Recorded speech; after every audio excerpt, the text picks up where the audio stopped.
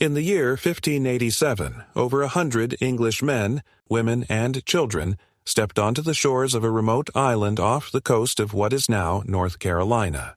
Full of hope and uncertainty, they came to establish a new life in a strange and unfamiliar world. They built homes, planted seeds, and dreamed of a future. But just 3 years later, when a supply ship finally returned from England, there was nothing. The colony was abandoned. The people were gone. There were no bodies, no signs of battle or disease, only a single, cryptic word carved into a wooden post: CROATOAN. What happened to these settlers remains one of the oldest and most enduring mysteries of American history. The story of the lost colony of Roanoke is not just about a vanished community. It is about hope, risk, survival, and the thin line between history and legend. It begins with England's first real attempt to plant its flag in the New World, a bold and dangerous venture during a time when European powers were racing to claim lands across the Atlantic. Queen Elizabeth II had granted Sir Walter Raleigh a charter to establish an English settlement in North America. After an initial failed attempt in 1585, Raleigh sent a second group of colonists 2 years later, this time led by John White, an artist and map-maker. Unlike the previous military expedition, this new group included families and children, hoping to create a permanent community. Among them was White's own daughter, Eleanor Dare, who gave birth shortly after their arrival to a baby girl named Virginia Dare, the first English child born on American soil. But the promise of a new beginning quickly gave way to hardship. The settlers faced food shortages, strained relations with local Native American tribes, and an unforgiving wilderness. With the colony's survival in question, the settlers persuaded White to return to England and request additional supplies. Though reluctant to leave his family, he agreed, believing he could return within a few months. However, history had other plans. When White arrived back in England, he found the nation gripped by the threat of war. The Spanish Armada loomed, and every available ship was conscripted to defend the realm. White's return was delayed again and again. What he thought would be a short trip turned into a 3-year ordeal. By the time he finally secured passage back to Roanoke in 1590, the colony was gone. As White stepped onto the island, he found it eerily quiet. The settlement had been dismantled. Homes were missing. The fort was in ruins. No smoke rose from hearths. No voices echoed in the trees. The only clue was the word CROATOAN etched into a fence post, and the letters CRO carved into a tree nearby. There were no signs of struggle, no graves, no distress signals. White had instructed the colonists to carve a cross if they left under duress. There was no cross. The meaning of CROATOAN pointed toward a nearby island inhabited by a friendly indigenous tribe. White wanted to investigate, but a storm was gathering, and his crew refused to delay any longer. They turned back, and John White never saw his daughter or granddaughter again. From that moment, the mystery of Roanoke began to grow. Over the centuries, theories have emerged, each attempting to answer the same haunting question: what happened to the colonists? One of the most enduring ideas is that they assimilated with local Native American tribes. Oral histories from groups like the Lumbee and Hatteras describe encounters with people who had European features, gray eyes, fair hair, and who practiced unfamiliar customs. Some of these tribes told stories of ancestors who spoke English, who wore clothes unlike their own.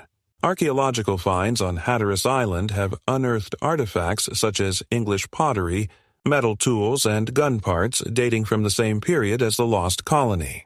Could this be where the settlers went? Could they have survived, adopted a new way of life, and simply vanished into a larger cultural fabric? There is compelling evidence, but no definitive proof. The pieces don't quite form a complete puzzle. Other theories suggest that the colonists moved inland, perhaps following the Chowan or Roanoke rivers in search of better resources or more secure land. Some believe they reached what is now Bertie County, North Carolina, where intriguing discoveries have been made at what researchers call Site X. There, English ceramics and other 16th century items have been found, suggesting the presence of Europeans who did not belong to later settlements like Jamestown. Again, the evidence is circumstantial, but tantalizing. Not all theories are so hopeful. Some posit that the colonists perished from disease, starvation, or exposure. The Atlantic coast was a harsh and unforgiving place. Without proper supplies or protection, they may have succumbed to the elements. Others speculate that they were victims of conflict, either with neighboring tribes or with Spanish explorers from the south who sought to eliminate English presence in the New World.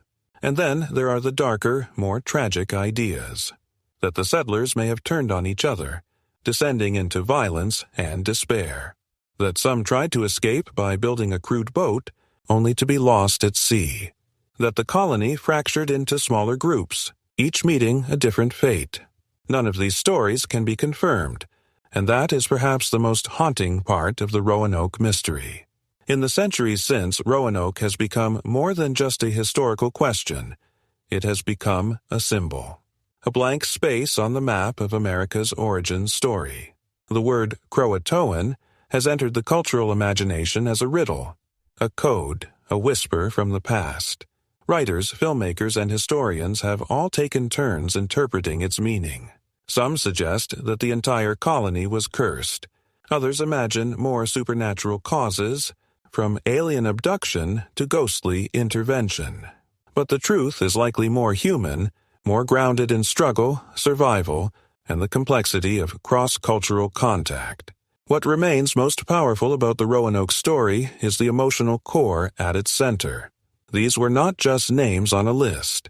They were mothers and fathers, children and friends. They were people who dreamed of a better life, who risked everything to start anew, and who disappeared without a trace. Their absence echoes through time, not because of what we know, but because of what we never found. No bones, no graves, no final words.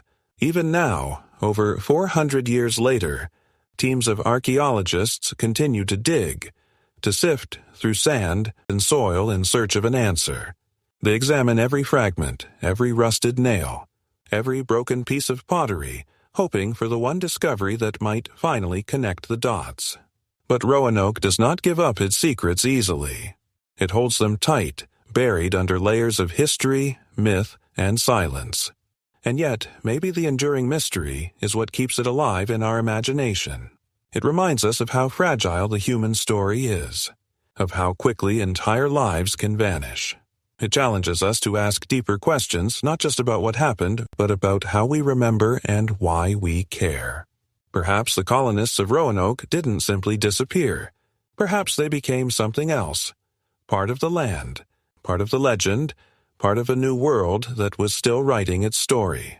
As we listen to the wind sweep across the Carolina coast, as we watch the waves crash against the shore where they once stood, we can almost hear their voices carried on the air, faint, distant, and unresolved. They were here, they lived, and then they were gone. But in that disappearance they became immortal, not in monuments or in books, but in the questions we continue to ask, in the mystery that refuses to fade, in the single word carved in wood, left like a whisper from another time. CROATOAN,